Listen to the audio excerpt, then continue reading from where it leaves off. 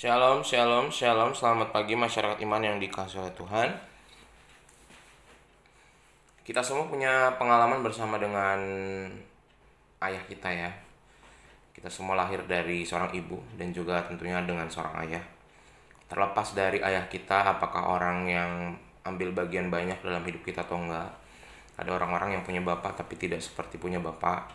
Atau ada yang mungkin tumbuh tanpa bapak, tapi ada orang-orang yang bisa dibilang diutus Tuhan untuk menjadi sosok bapak dalam hidupnya. uh, Manusia aja membutuhkan seorang sosok bapak gitu ya. Apalagi dalam hidup ini, di tengah-tengah hidup kita perlu sosok Allah Bapa. Allah yang memposisikan dirinya bukan cuma sebagai Allah penguasa hidup dunia ini, tapi juga menjadi sosok yang kepadanya kita bisa berlari, mengadu, dan membawa setiap pergumulan kita dan minta pertolongannya. Mari bersama-sama kita muliakan namanya, muliakan Allah Bapa. Kidung Jemaat 242, Kidung Jemaat 242, muliakan Allah Bapa. Kidung Jemaat 242, muliakan Allah Bapa. Muliakan Allah Bapa, muliakan putranya, muliakan Roh penghibur ketiganya yang esa. Haleluya, puji Dia kini dan selamanya. Muliakan Raja kasih yang menjadi penebus, yang membuat kita waris kerajaannya terus.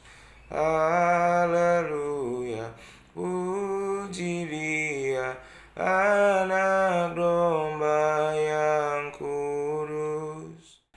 Mari kita berdoa. Tuhan, dimuliakanlah nama-Mu dalam hidup kami, dan kami percaya bahwa karya-Mu yang hari ke hari selalu ada akan menguatkan kami. Tuhan, sebentar kami mau bersama-sama memahami firman-Mu untuk menjadi pedoman pada hidup kami hari ini. Kami serahkan dalam nama-Mu kami berdoa. Amin. Bapak Ibu Saudara, bersama-sama kita buka 2 Raja-Raja 21, 2 Raja-Raja 21 ayat 1 sampai 9. 2 Raja-Raja 21 ayat 1 sampai 9. 2 Raja-Raja 21 ayat 1 sampai 9. 2 Raja-Raja 21 ayat 1 sampai 9. Dengarkanlah sabda Tuhan. Manasye berumur 12 tahun pada waktu ia menjadi raja, dan 55 tahun lamanya ia memerintah di Yerusalem. Nama ibunya ialah Hefzibah. Ia melakukan apa yang jahat di mata Tuhan sesuai dengan perbuatan keji bangsa-bangsa yang telah dihalau Tuhan dari depan orang Israel. Ia mendirikan kembali bukit-bukit pengorbanan yang telah dimusnahkan oleh Hizkia, ayahnya. Ia membangun mesbah-mesbah untuk Baal, membuat patung Asyera seperti yang dilakukan Ahab, raja Israel, dan sujud menyembah kepada segenap tentara langit dan beribadah kepadanya. Ia mendirikan mesbah-mesbah di rumah Tuhan, walaupun sehubungan dengan rumah itu Tuhan telah berfirman, "Di Yerusalem aku akan menaruh namaku." Dan ia mendirikan juga mesbah-mesbah bagi segenap tentara langit di kedua pelataran rumah Tuhan. Bahkan ia mempersembahkan anaknya sebagai korban dalam api, melakukan ramal dan telaah, dan menghubungi para pemanggil arwah dan para pemanggil roh peramal. Ia melakukan banyak yang jahat di mata Tuhan, sehingga ia menimbulkan sakit hatinya. Ia menaruh juga patung Asyera yang telah dibuatnya dalam rumah, walaupun sehubungan dengan rumah itu Tuhan telah berfirman kepada Daud dan kepada Salomo anaknya di dalam rumah ini dan di Yerusalem yang telah kupilih dari antara segala suku bangsa, aku akan menaruh namaku untuk selama-lamanya. Aku tidak akan membiarkan bangsa Israel lagi dibawa keluar dari tanah yang telah kuberikan kepada nenek moyang mereka, asal saja mereka tetap berbuat tepat seperti yang telah kuperintahkan kepada mereka, dan tepat menurut hukum yang telah diperintahkan kepada mereka oleh hambaku Musa. Tapi mereka tidak mau mendengarkan, dan Manasye menyesatkan mereka, sehingga mereka melakukan yang jahat lebih daripada bangsa-bangsa yang telah dipunahkan Tuhan di hadapan orang Israel. Seandainya Bapak Ibu pernah mendengar orang yang berkata, seandainya. Kenapa ya orang tiba-tiba bisa mengucapkan, seandainya? Sudah pasti karena apa yang dia rasakan, apa yang terjadi dalam kenyataan hidupnya tidak seperti yang dia mau. Kedua, kalau bisa putar waktu, dia akan ngambil keputusan atau cara yang berbeda dengan yang sudah dilakukan. Intinya seandainya itu berarti kata penyesalan berarti ya. Penyesalan karena melakukan sesuatu yang seharusnya tidak dilakukan dan tidak melakukan sesuatu yang harusnya dilakukan. Dan jika waktu diputar kembali, ini sama seperti umat pada saat itu, termasuk rajanya Hizkia sebelum Manasye, memilih tidak berdoa untuk kesembuhannya. Kan Hizkia kan minta sembuh ya. Setelah dia sembuh, dia punya anak. Anaknya si Manasye.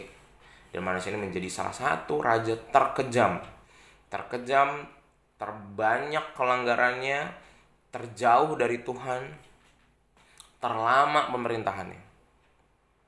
Dosa dan kejahatan yang dilakukan Manasye itu mengerikan sekali. Tidak hanya dia menandingi Raja Ahaz, bahkan melebihinya. Dia menajiskan rumah Tuhan dengan berhala-berhala yang dilarang sama Tuhan.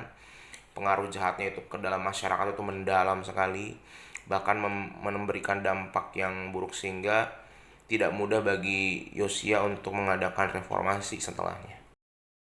Dan gak cukup demikian, Manasye pun telah mencurahkan darah orang yang tidak bersalah, membantai, membunuh orang-orang yang bersalah. Beberapa tradisi Yahudi percaya bahwa yang bunuh Nabi Yesaya adalah Manasye, karena dia membasmi semua orang yang taat beribadah kepada Tuhan. Ngeri banget kan. Jadi Manasye ini kejamnya luar biasa. Selain pembunuhan dan mencurahkan darah orang gak bersalah, dia juga melakukan penindasan kepada orang-orang miskin, praktek-praktek ketidakadilan, hanya mengedepankan keinginan kerajaan aja dan masyarakat ditindas. Dan hancurnya gak cuman dalam sosial dan kenegaraan, moral dan akhlak juga kacau balau mereka. Melakukan praktek-praktek yang tidak terpuji. Nah, ia seharusnya tidak pernah dilahirkan. Banyak orang merasa bahwa ini kesalahan terbesar dari Hizkia bukan ketika dia waktu itu melakukan kesalahan dalam pemerintahannya, melakukan dosa, tapi melahirkan Manasye adalah salah satu kesalahan terbesar Hizkia. Dan bayangkan dia jadi Raja Yehuda, itu masih umur 12 tahun. Dan jika Hizkia tunduk pada perintah Allah, mungkin dia akan sakit keras pada umur 15 tahun.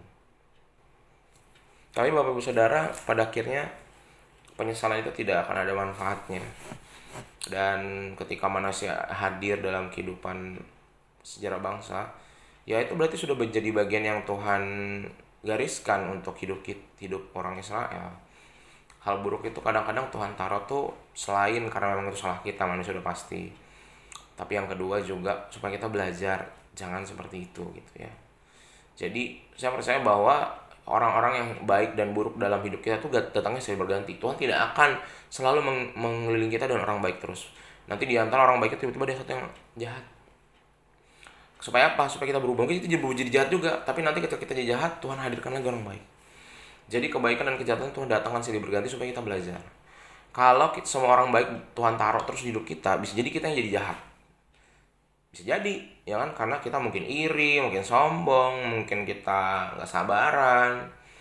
Tapi ketika Tuhan keliling kita dan orang jahat, bisa jadi malah kita jadi baik. Lucu ya, emang hidup itu lucu. Banyak orang baik kita jadi jahat, banyak orang jahat kita jadi baik. Sehingga kalau Bapak Ibu merasa bahwa akhir-akhir hidup ini, aduh kenapa ya banyak orang jahat sama saya, bisa jadi Bapak Ibu, supaya Bapak Ibu jadi yang baiknya.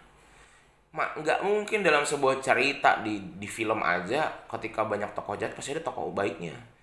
Nah bisa jadi tokoh baiknya itu kita disuruh berjuang. Kalau kita menyerah atau membalas atau ikut-ikutan jadi jahat, berarti tadi kita menyerah pada keadaan yang sebenarnya kita bisa perjuangkan baik. Dan Tuhan mengutus kita untuk jadi orang baik. Semoga Bapak Saudara kita tidak seperti Manasye. Kita tidak menjadi orang yang jahat, tidak menjadi orang yang buruk, tidak mengedepankan moral buruk, kita tidak jadi pelaku-pelaku kejahatan hari ini. Tapi biarlah sekalipun di sekeliling kita banyak yang jahat, semoga kita tetap jadi orang baik itu. Kita minta kekuatan dari Tuhan supaya kita boleh menjadi orang baik. Amin. Mari kita berdoa. Tuhan, terima kasih untuk firman-Mu. Hari ini kami belajar dari Manasye banyak sekali bahwa kami adalah orang-orang yang masih butuh pertolongan Tuhan. Kami orang-orang yang sangat mudah jatuh. Kami adalah orang-orang yang gampang banget menyerah sama berbuat jahat. apalagi kalau di sekitar kami udah pada jahat. Bisa kami bilang juga, udahlah sekalian aja, udahlah capek jadi orang baik. Ajarkan kami tidak seperti manusia Tuhan. Dan kami percaya kalaupun ada hal buruk terjadi di hidup kami, ada orang jahat ataupun kami melakukan kejahatan, kesalahan, kami percaya bahwa pintu pertobatan dan jalan menuju kebaikan tetap ada. Ajarkan kami menjadi terang itu Tuhan. Hari ini dalam pekerjaan, dalam sekolah, dalam rumah tangga, dalam pelayanan kami. Kami serahkan, hanya dalam nama kami berdoa. Amin. Selamat pagi, Tuhan Yesus memberkati, tetap bersemangat.